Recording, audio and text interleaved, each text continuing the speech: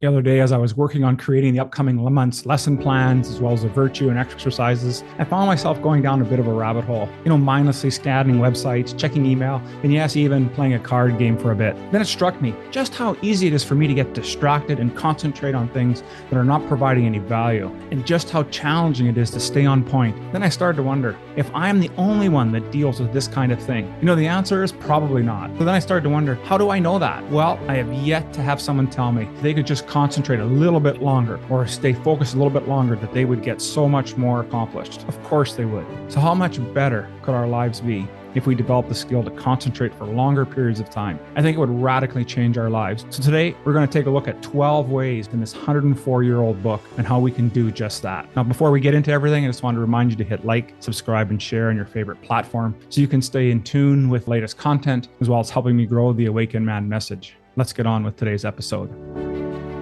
The average man today is sleepwalking through life, many never reaching their true potential, let alone ever crossing the finish line to living a purposeful life. Yet, the hunger still exists, albeit buried amidst his cluttered mind, misguided beliefs, and values that no longer serve him. It's time to align yourself for greatness. It's time to become a revolutionary man. Stay strong, my brother. So welcome to the Revolutionary Man podcast. My name is Alan DeMonto, and I'm the founder of the Awakened Man. So which is easier for you to do? Concentrate on something that is beneficial or something that is not good for us?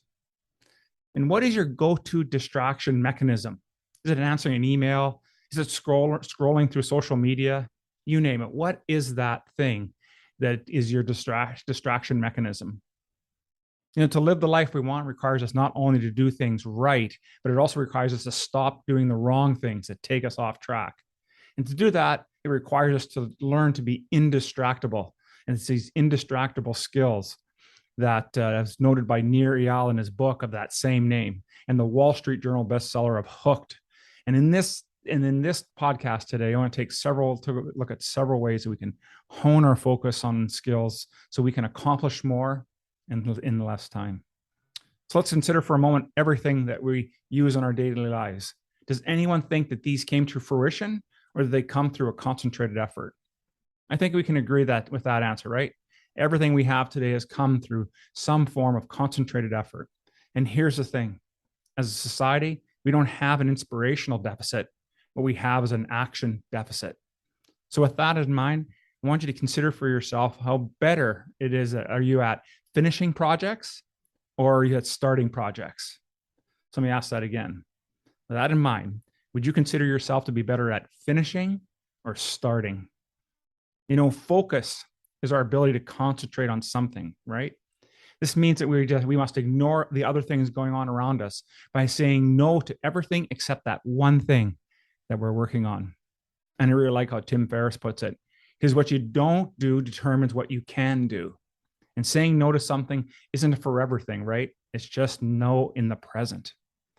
But focus is a key to productivity, because saying no to everything other than the option that is sitting right in front of you, it really unlocks our ability to accomplish so much more, doesn't it? Now, for that one important question, what can we do to focus on the things that matter and ignore the things that don't? Well, I want to talk to you a little bit about why we tend to struggle to be able to concentrate. So here's a twist. May I suggest that we don't have a challenge with focusing? Instead, we have a challenge with deciding. Each of us can focus once when the distractions are removed, right? Get rid of everything in front of you. You can focus, you can pinpoint and get things done. The thing of those times where it's hard to get that task done, because we're procrastinating to get around to it. Yeah, that time. And then we can easily hunker down to get focused, right? So here's the problem. Instead of focusing earlier in the process, what we tend to do is convince ourselves that we can multitask a bunch of different things. And guess what? That is truly an ineffective way to do it. Look, we can do two things at once. We can cook dinner and we can watch TV at the same time. And that's not a big deal. Or how about answering an email while on the phone with someone? Sure, we can do that as well. What is impossible for us to do, though, is to concentrate on two tasks at once. And in both of those scenarios I just mentioned, we are either concentrating on cooking or watching TV. Have you ever cut yourself while preparing dinner? Sure, you have. Where has your focus been just before you cut yourself? I've done this many times, so I can tell you it's not focusing on the knife that's sitting in front of me. But wait, you're saying, Al, I'm a really great multitasker. And I'm sure you think you are. But here's the thing about multitasking: it forces our brain to switch back and forth very quickly between tasks. And the challenge is our brains cannot transition seamlessly from one job to the other. Think of it this way: if you're in the middle of writing something and then someone interrupts you, what happens? You stop, you deal with whatever's right in front of you, and then you go back to writing. Great, right? But how often are you able to finish that thought exactly as you had intended? I would guess it's not very often. See, what multitasking does is it forces us to pay a mental price each time we're interrupted one task to jump into another. And in psychological terms, they call this mental price a switching cost. So switching cost is a disruption in the performance that we experience when we switch our focus from one area to another. And in one study they published by the International Journal of Information Management in 2003, found that the typical person checks email once every 5 minutes. And on average, it takes 64 seconds to resume that previous task after checking your email. So here's the thing, right? The most successful people in history all share one key concept, and that is they put all their efforts into the thing or things that they are good at while farming out everything else. So it may seem counterintuitive to improve oneself that way. If we should focus our intention and energy on things that we're not good at, and that while doing that, we'll probably increase our overall competency, but it won't get you any closer to your goal or living your life mission. I really like what business coach Dan Sullivan says. He said, if you spend too much time working on your weaknesses, all you end up with is a lot of strong weaknesses. So if there's a magic bullet, then here it is. Stop doing what's not working and start doing more of what is working. If you're not achieving what you want in life, then you have a concentration problem, not an execution problem. So the question is, what am I willing to stop doing that'll give me more time, energy, and control in my life? Okay, so we've solved one piece of this puzzle, right? But there's more. How about the other kinds of distractions, and how do we overcome those? When we struggle to concentrate, it's because there's a trigger that's happening, be that an internal or an external trigger. It's exercising our desire towards pleasure. But what is happening is that we're really trying to free ourselves from the pain of wanting whatever it is that we are after, because we believe we cannot have it. So truly the root cause of our behaviors is the drive to relieve ourselves from some form of discomfort of our thoughts and beliefs about what we are going after. Can you see why we get stuck and we don't want to move forward? See, the storyline our ego is playing is while we're trying to keep us safe, it's actually preventing us from experiencing our deepest desires. Therefore, blaming things like our smartphones, social media accounts, etc., causing us to lose concentration is really a flawed view. We must be looking at the programs that we are playing to uncover these core issues, our internal programs, that is. That way we can get back on track to living a more fulfilled life. I just want to go back to Nir Eyal's book on Indistractable, because he gives us a 4-step process for us to follow, that we can disarm an internal trigger. So step 1, look for the emotion preceding the distraction. Step 2, write down that internal trigger. Step 3, explore the negative sensation with curiosity instead of contempt. Man, that's a big one. And step 4, be cautious of the liminal moments. These are liminal moments, or these transitions from one thing into another. I want to take a little moment now and really start to talk about the attributes of what concentration looks, feels, and sounds like. So generally speaking, one of the best ways to study a person is to watch their physical movements. From when we study their actions, we're actually studying the makeup of how their brains are functioning, because actions are an expression of our mind. If it's uneasy, restless, or erratic, then the actions will tend to be the same. So let's be careful here, though, because just because we see someone that's calm doesn't mean that they have a calm mind either. We again must look at their ambition. See, a low ambition indicates that they are a person with low energy, which means they lack a sense of control in their lives. So we can learn a lot by watching people, but also paying attention to what kind of ambition they have in life. So now I want to take us deep into concentration, what we can, and the things that we can do to help us focus better. And I'm going to share here these 12 exercises that I discovered in a 104-year-old book that helped me really improve my concentration. And I use these practices on a regular basis. The book is called The Power of Concentration by Theron Q. Dumont. And I don't want you to be fooled as we go through these. And I took the verbiage right from the books. So I don't want you to be fooled by the simplicity of these exercises, because it is in their simplicity that is where the challenge resides. So being able to do any of these exercises for any length of time is really the key to growing our concentration. So let's start with the first one, sitting in a chair. That's right, just sit in a chair. See how long you can sit still. No fidgeting, no moving. And I'm going to tell you, it's a lot harder than you think. Number 2, fix your gaze on your fingers. Again, sit on a chair with your head up, chin out, shoulders back, and then raise your right arm to start with until it's level with your shoulder. And pointing to your right straight out, look ahead, look around and with your head only. So only turn your head and gaze at your finger and keep that arm perfectly still for at least 1 minute.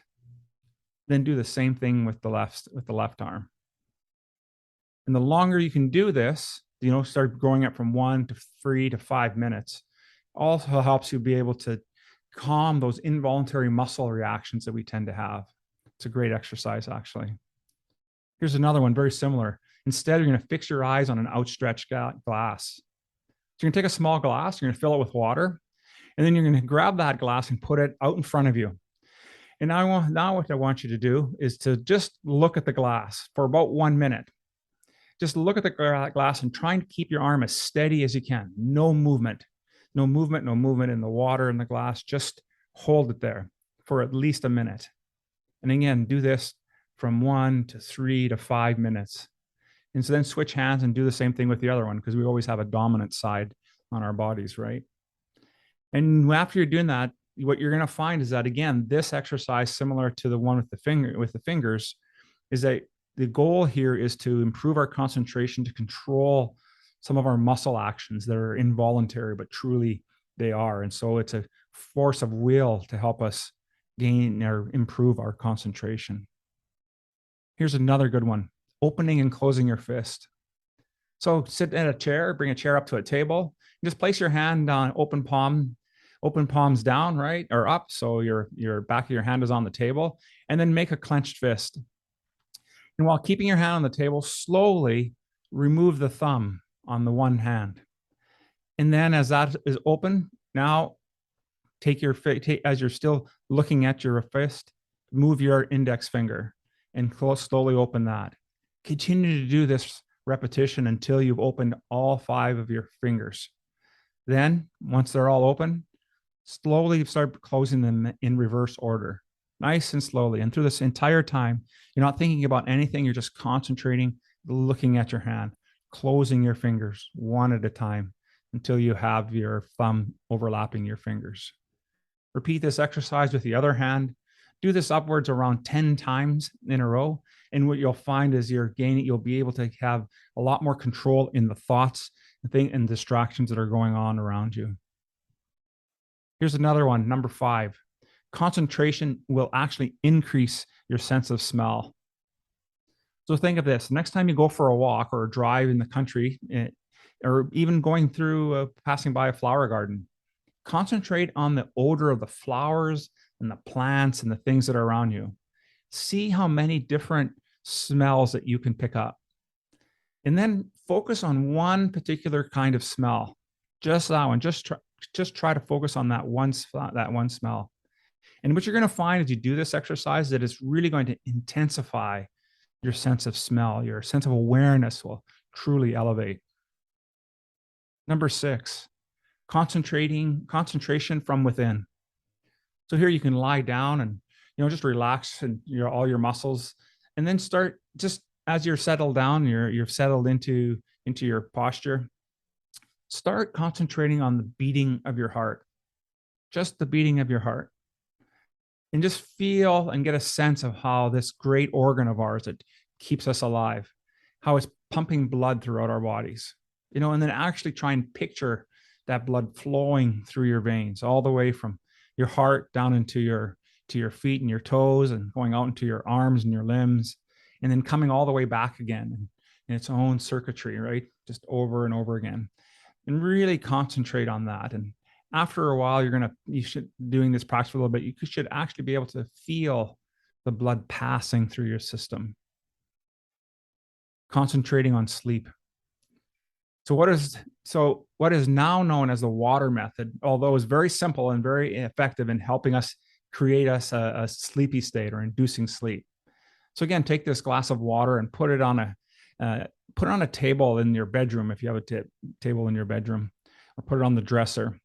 And then just sit beside that water looking at it, and take a time and just considerate and concentrate on just how calm that water is. Now, maybe shaking a little bit as you initially put it down, but just concentrate on how calm that water is. And as you do that, just picture yourself getting into that calm state. You'll start taking some slower breaths, just slowing everything down. And I think what you'll find is that as in a short period of time, your nerves are going to start to slow down, they'll start to quiet, and you're going to be able to go into fall into sleep pretty quickly. I use this one on a regular basis because my mind tends to be always on the go and always firing, and it's one of the best ways that I found to really dial it down at the end of the day. Here's an interesting one too. It's called practice talking before a mirror. So take a mirror in front of you and mark 2 spots where your eyes would be, where your eyes are looking at. And then I want you to think of those as being 2 humans' eyes, like somebody else's eyes. And your eyes are probably going to be blinking at first, right? And the goal here is to not move your head, but you want to stand tall. You want to concentrate all your thoughts on keeping your head perfectly still. And then still keeping your head, eyes, and body still. I want you to think to look at what a reliable, confident individual would look like. And be that person. And then while standing before that mirror, I want you to practice some deeper breathing and see that there's plenty of fresh air in that room, right? So just allowing yourself to really just feast in that moment. And what you're going to find is this, as this fresh air permeates every cell of your body, any types of fear or concerns are just going to start to disappear. They just kind of float away. Because what's happened really is that you've replaced that timidity or sense of fear with a space of peace and of power.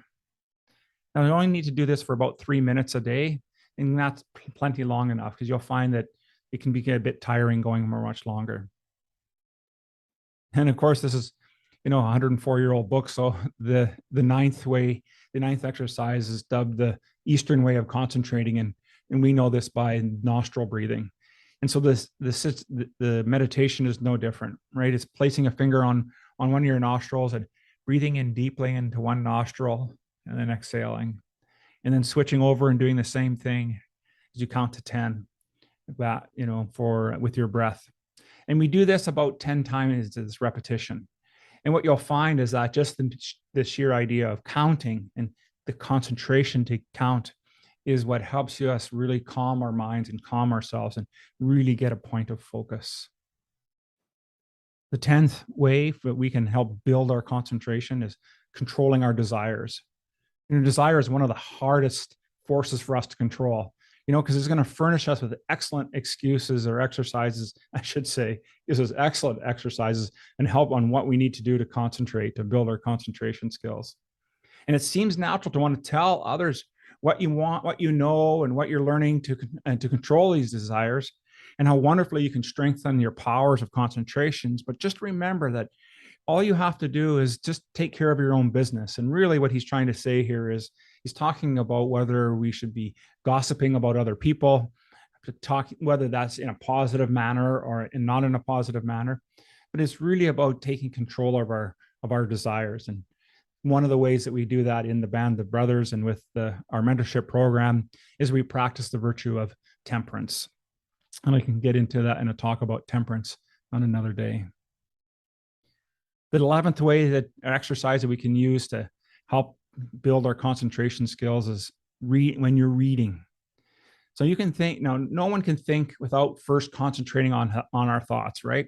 On the subject, whatever it is that we're working on, we're always going to be having a thought about that. But everyone should train themselves to think clearly, right?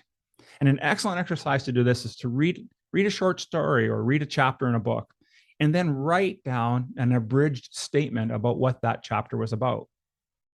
And then you can do the same thing with reading an article or a blog, whether that be in a newspaper or on a website, and then see in how few words that you can express what was being said.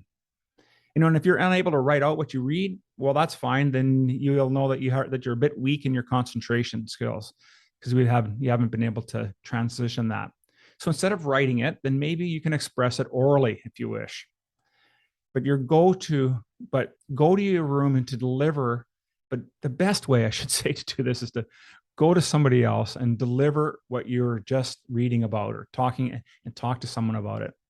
What you'll find in this exercise is the greatest value is in developing the concentration and learning how to think. And that's so key for us. And then the last exercise is watch concentration.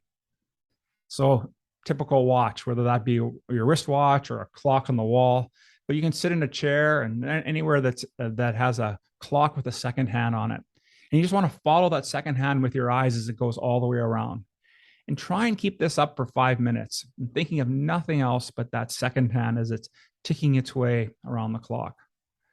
This is a really good exercise when you only have a few minutes to spare, right? So if you find yourself getting distracted, it might be a great exercise just to quickly do. And that'll help you get your thought process into a stream of consciousness, and you'll be able to have more control. As there's a little bit of that, this is particularly interesting is about the second hand, is that it's really hard to do this, as I was saying. But the extra effort of our willpower, which is required to make this successful, gives us such value in our life. So there you had it.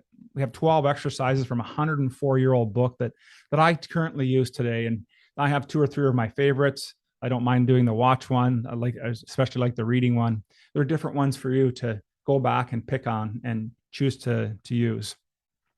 But I also want to let you know that in the Awakened Man Academy, we provide tools for how to build a fulfilling life. And one of those tools is called the power of concentration, or conscious concentration. And as this skill gets developed, our lives become more manageable and enjoyable because we reclaim ourselves from limiting beliefs and sabotaging behaviors. This is an example of some of the work that we do here in the Awakened Man. And I want to let you know this work is open to all men. But the only way for you to learn about this is that you need to take some action. And to start, I suggest you start your hero's quest. It's our 90-day mentoring program that will raise the standard that you show up in every part of your life. And now this program is not something you just join and then can hide. You will be challenged. You will work harder on yourself in the next 90 days than you have in decades. And you will come out on the other side unrecognizable, because you will be living and acting in the highest vision of yourself. And so to make everything easy for you, I'm going to provide a link on this page for you to speak to me one-on-one to see if you're a fit. See, not all men are ready to make this kind of commitment, but those that do make huge strides in their life.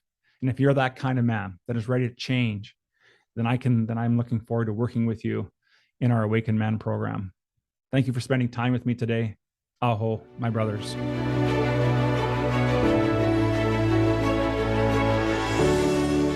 Thank you for listening to the Revolutionary Man podcast. Are you ready to own your destiny? To become more the man you are destined to be? Join the brotherhood that is the Awakened Man at theawakenedman.net and start forging a new destiny today.